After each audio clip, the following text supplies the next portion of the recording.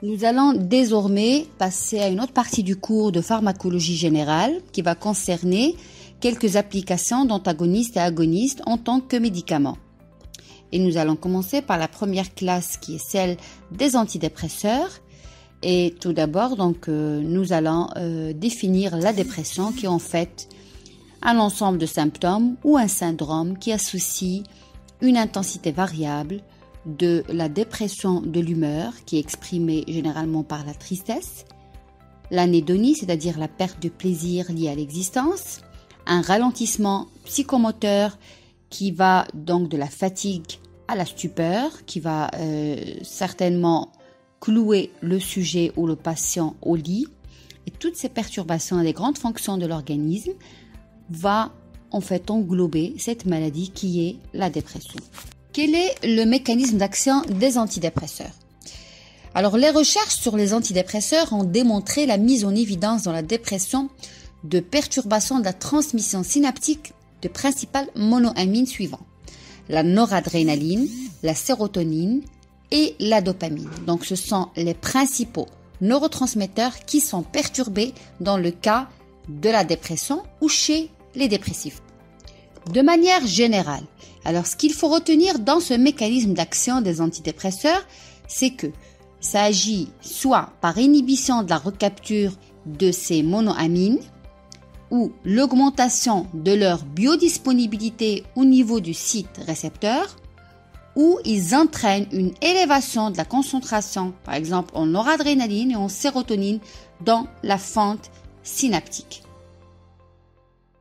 Les différentes classes des antidépresseurs qui sont sur le marché sont les antidépresseurs tricycliques, les inhibiteurs de la monoamine oxydase ou les IMAO, les inhibiteurs sélectifs de la recapture de la sérotonine, appelés aussi ISRS, et la dernière classe, ISRSNA, ce sont les inhibiteurs sélectifs de la recapture de la sérotonine et de la noradrénaline.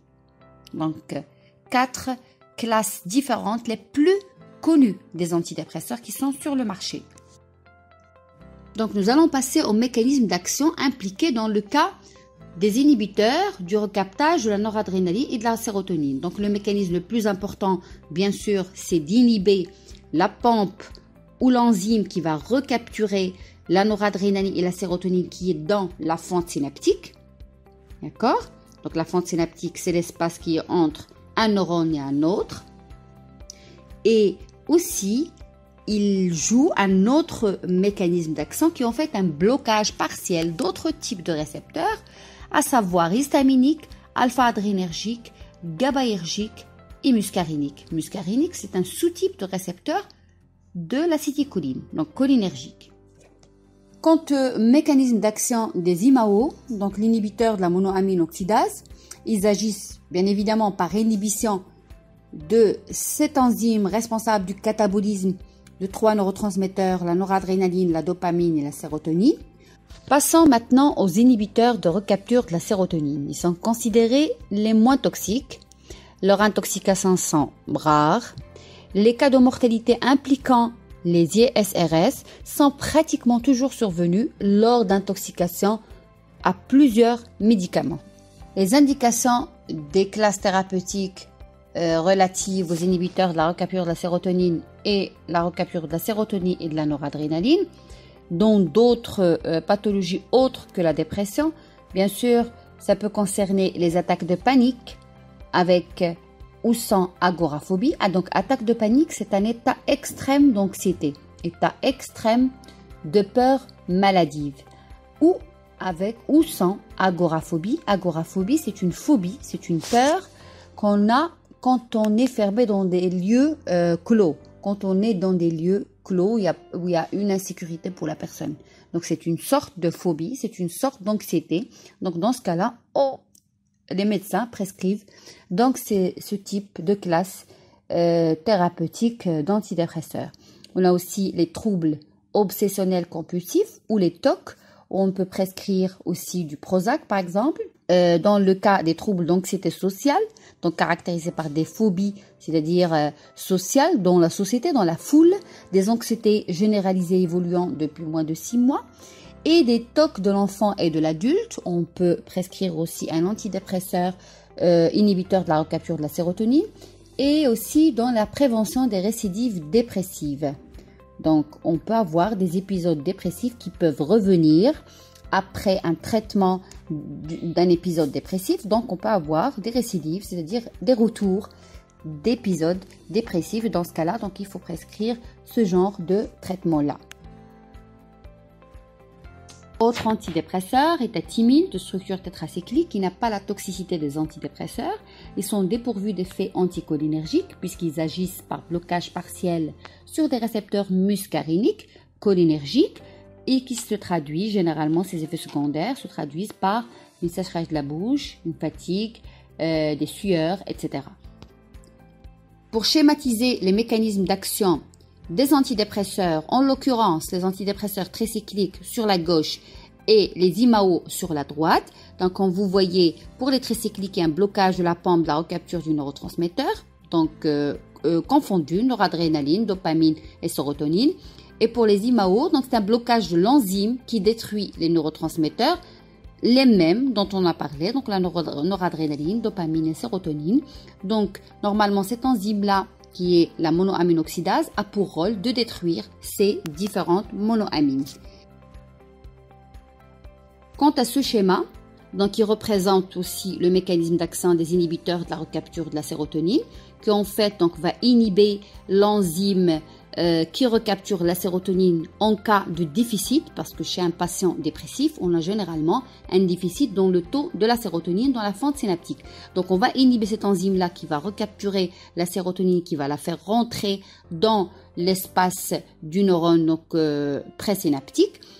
Et le fait d'inhiber cette enzyme-là, il va augmenter le taux de ce neurotransmetteur qui est la sérotonine, qui va agir sur les différents récepteurs que vous voyez sur le neurone postsynaptique. Donc, vous avez différentes sous-classes de récepteurs sérotoninergiques, 5-HT1, 5-HT2, 5-HT3, 5-HT4, etc.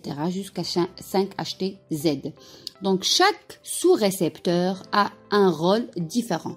Généralement, dans la dépression nerveuse, c'est le 5-HT1A qui est responsable de cet effet antidépresseur et les autres sous-types sont responsables d'autres symptômes tels que l'anxiété, l'agitation, l'insomnie, etc. Donc, dans cette diapositive, on continue toujours dans la classe thérapeutique des inhibiteurs de la recapture de la sérotonine.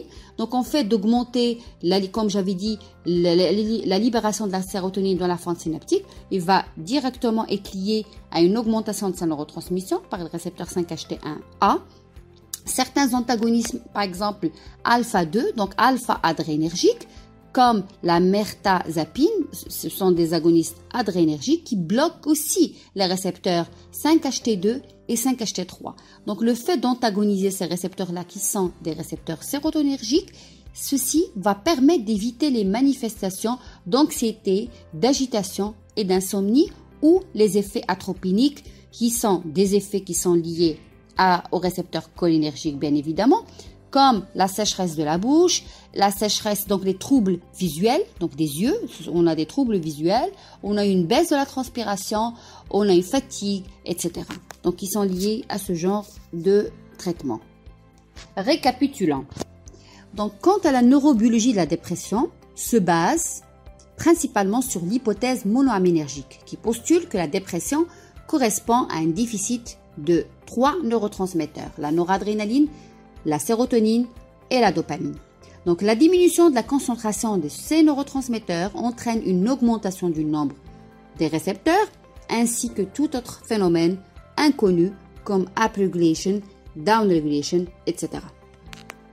Dans le cadre de la récapitulation, bien sûr, les mécanismes d'action des antidépresseurs, ça pourrait être une inhibition de leur recapture par des inhibiteurs de la recapture de la noradrénaline et de la sérotonine, par inhibition de leur dégradation, c'est les IMAO, donc inhibiteurs de la monoaminoxydase, ou par inhibition des mécanismes endogènes de rétrocontrôle dont on a parlé, downregulation ou upregulation. Nous allons passer maintenant aux récepteurs adrénergiques, donc leur distribution, leur classe et sous-type. Et nous allons voir ceci en détail dans la séance des travaux pratiques. relatives à l'effet des substances pharmacologiques sur le muscle. Donc, on va voir le muscle cardiaque, le muscle squelettique, le muscle lisse, etc. Et l'effet des substances, notamment adrénergiques, cholinergiques, leur agonistes et antagonistes. Donc, on va voir ceci en détail dans la séance des travaux pratiques prochainement. Cette diapositive montre la synthèse des catécholamines, la noradrénaline, la dopamine et l'adrénaline. À partir d'un acide aminé qui est très important, c'est la tyrosine, qui a un groupe phénol, une fonction hydroxylacide, et qui est synthétisé à partir d'un autre acide aminé qui est la phénylalanine.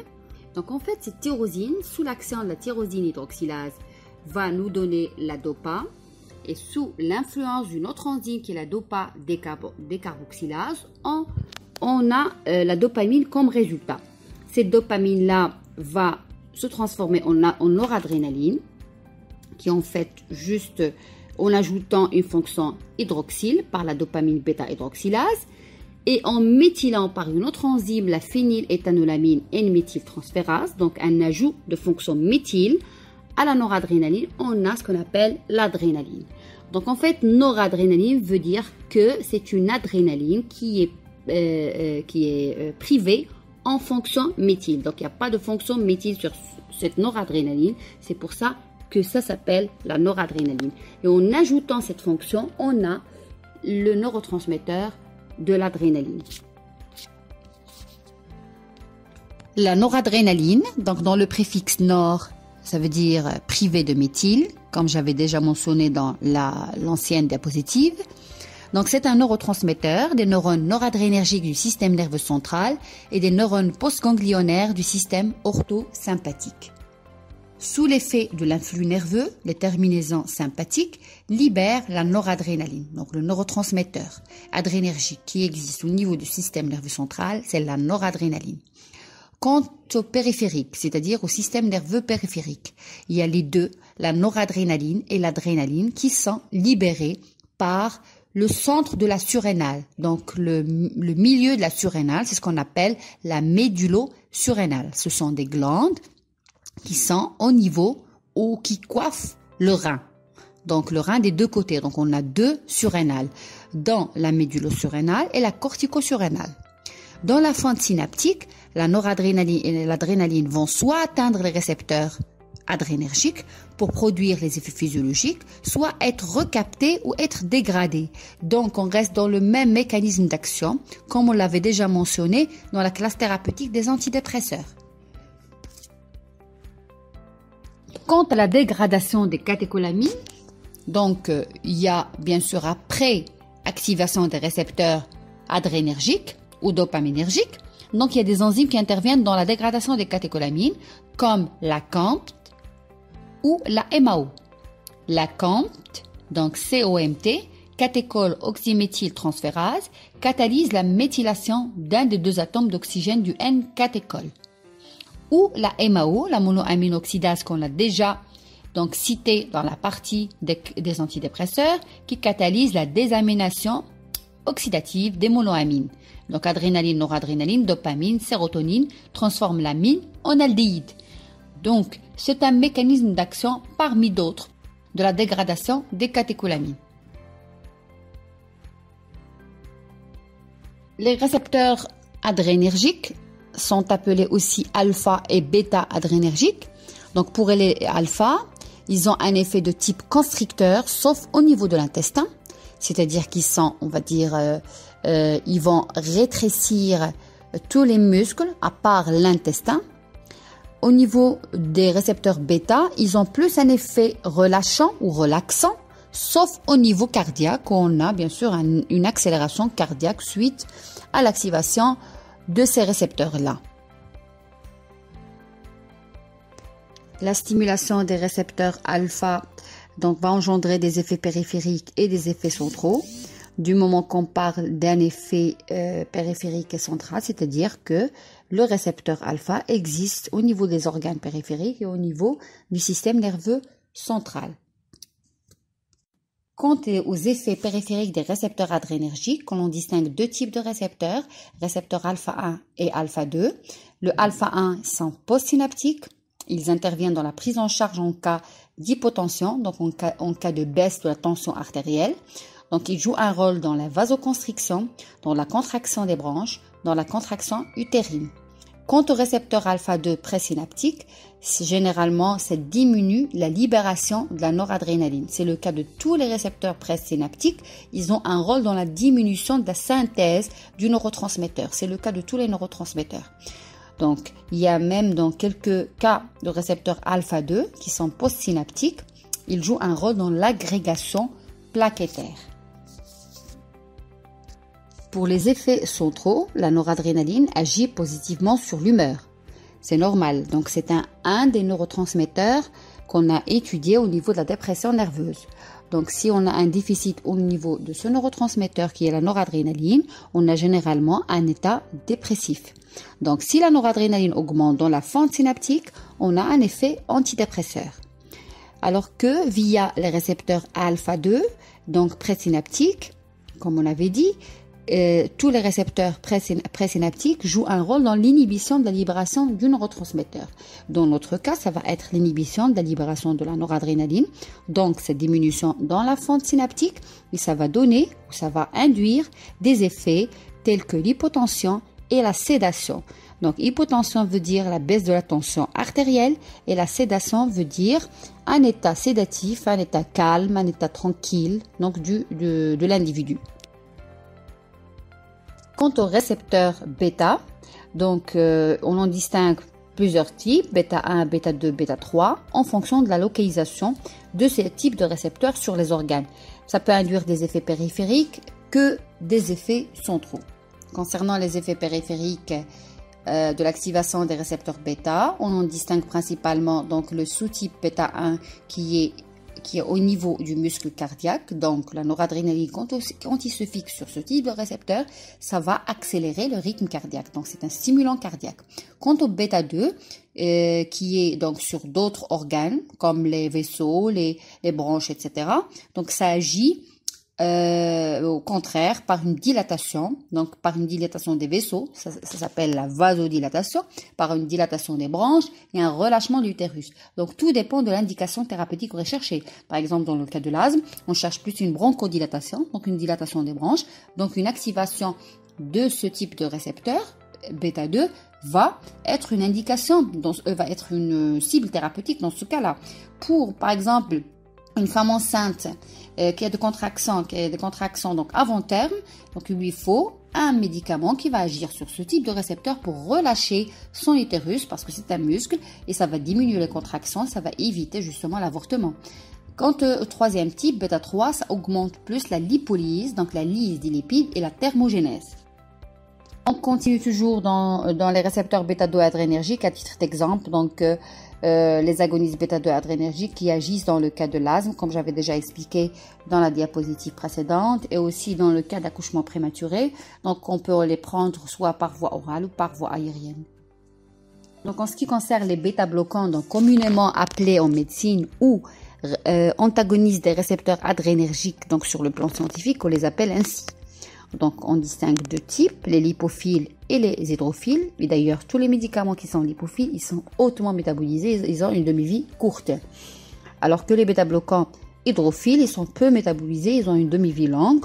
Donc, tous les deux sont utilisés en fonction de l'indication thérapeutique, en fonction de l'urgence, en fonction de plein de conditions médicales. Donc, ça dépend donc de la prescription médicale, ça dépend de la maladie, etc. Quant aux effets thérapeutiques des bêta-bloquants ou des antagonistes des récepteurs bêta-adrénergiques, ils ont bien sûr un effet principalement cardiovasculaire. Ils diminuent la fréquence cardiaque, ils sont chronotropes négatifs, ils diminuent la contractilité myocardique, donc ils sont ionotropes négatifs.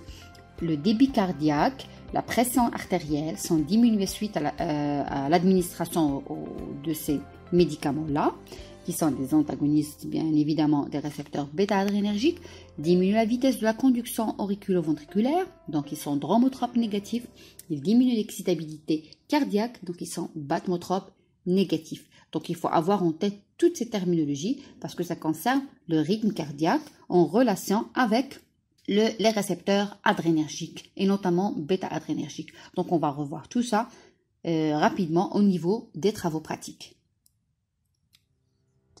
Donc, tous les effets cardiovasculaires qu'on vient de citer dans la diapositive précédente vont bien sûr rentrer dans le mécanisme des effets anti-hypertenseurs. Donc, du moment qu'il va baisser la tension artérielle, il va baisser le débit cardiaque, il va diminuer la contractilité.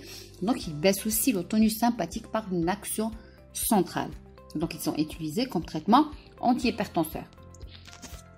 Comme indication thérapeutique des bêta-bloquants ou des antagonistes des récepteurs bêta-adrénergiques, donc il y a l'hypertension artérielle bien évidemment et l'insuffisance cardiaque, puisqu'ils induisent des diminutions au niveau de la fréquence cardiaque et de la pression artérielle, de la contractilité, etc., dont on a parlé dans la diapositive auparavant.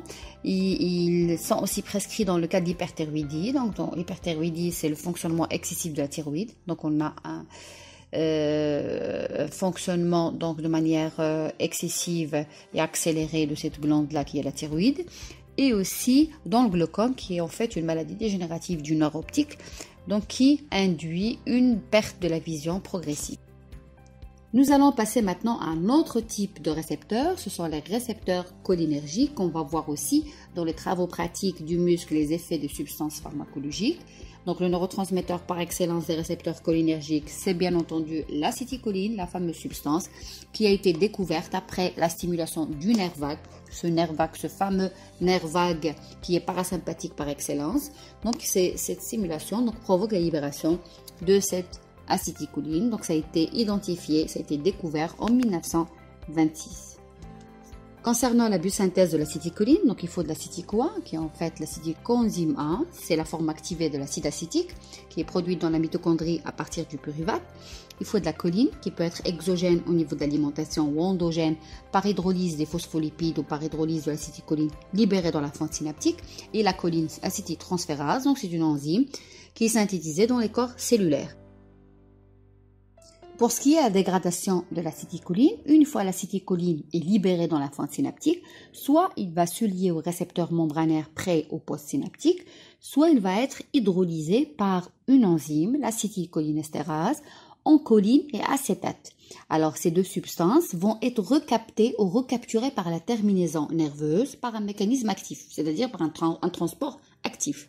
On peut augmenter la durée de vie de l'acétylcholine dans la fente synaptique comme application thérapeutique de certaines maladies, en l'occurrence l'Alzheimer, et ceci se fait via, bien sûr, un médicament.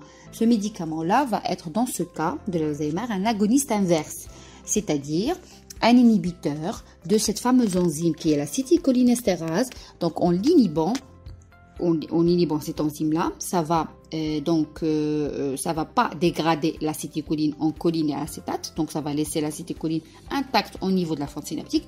Il y aura l'effet. Voilà, donc c'est une application thérapeutique dans le cas des récepteurs cholinergiques parmi d'autres. Quels sont les sous-types des récepteurs cholinergiques? On retrouve les récepteurs nicotiniques et les récepteurs muscariniques. Alors, les récepteurs nicotiniques sont des récepteurs à canal ionique, alors que les récepteurs muscariniques sont des récepteurs métabotropes, c'est-à-dire ils sont couplés aux protéines G. Alors, pour les récepteurs nicotiniques, on a l'agoniste comme c'est la nicotine. Donc, la nicotine qu'on extrait, c'est un alcaloïde extrait du tabac. Et l'antagoniste, c'est l'hexaméthonium. Donc, pour les muscariniques, donc l'agoniste, c'est la muscarine. Et il y a plusieurs sous-types. Ça va de M1 jusqu'à M5 pour ce type de récepteur. Alors, pour ce qui est des effets pharmacologiques de l'acétylcholine, via les récepteurs nicotiniques, donc on retrouve au niveau des ganglions du système nerveux autonome.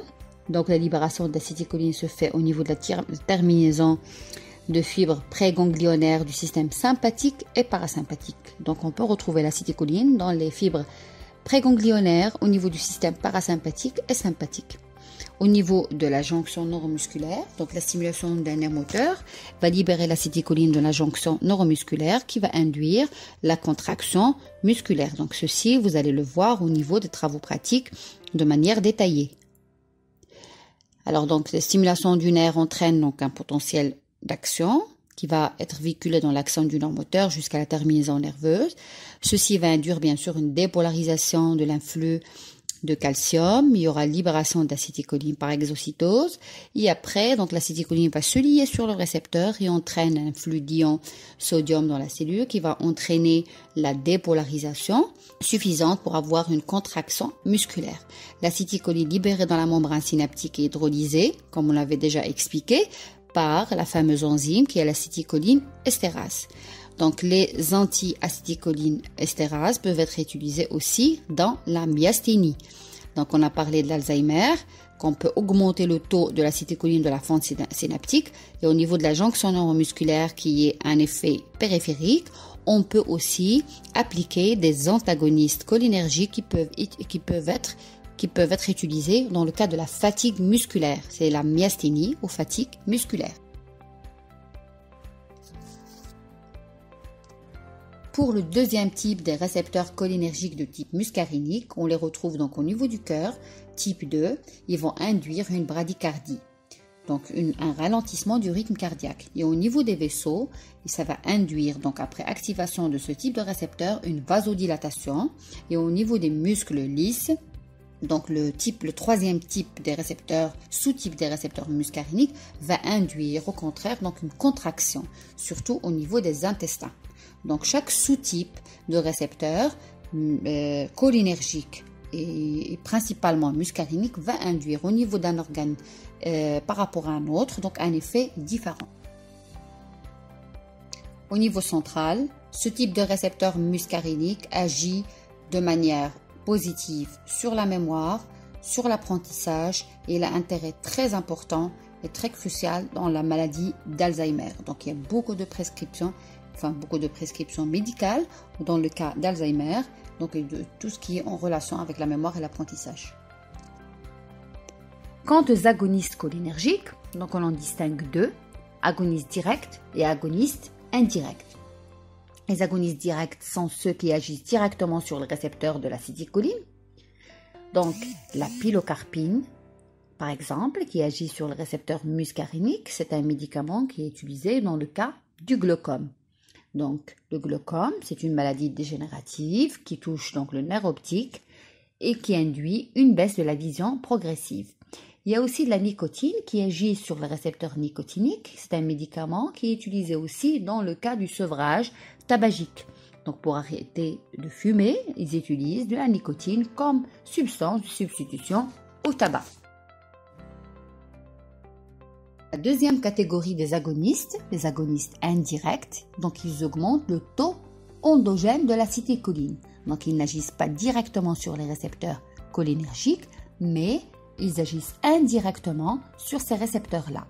Comment est le mécanisme d'action de ces agonistes indirects? Soit ils augmentent la synthèse d'acétylcholine, soit ils augmentent la libération d'acétylcholine par les fibres cholinergiques, soit ils diminuent la dégradation d'acétylcholine via les anticholinéstérasiques qui bloquent la cholinestérase, donc cette enzyme qui détruit l'acétylcholine. Ce sont des inhibiteurs réversibles. Inhibiteurs irréversibles de ces médicaments-là, ils ne sont pas utilisés dans la thérapeutique. Comme tous les antagonistes muscariniques, particulièrement l'atropine, il a des effets bien sûr anticholinergiques, à savoir la sécheresse de la bouche, de la peau, les tachycardies, la constipation, augmentation de la tension intraoculaire, donc c'est contre-indiqué dans le glaucome. Donc tous ces effets secondaires de l'atropine sont communs à tous les anticholinergiques. On peut aussi donc retrouver d'autres classes thérapeutiques dans les antagonistes muscariniques, et notamment les antinauséeux, donc antinausées, comme la scopolamine, scopoderme, comme patch. Ils ont des effets périphériques identiques à l'atropine et des effets centraux, à savoir sédatifs et tranquillisants. On a aussi un effet bronchodilatateur et d'autres effets antispasmodiques que j'avais déjà cités dans la diapositive précédente.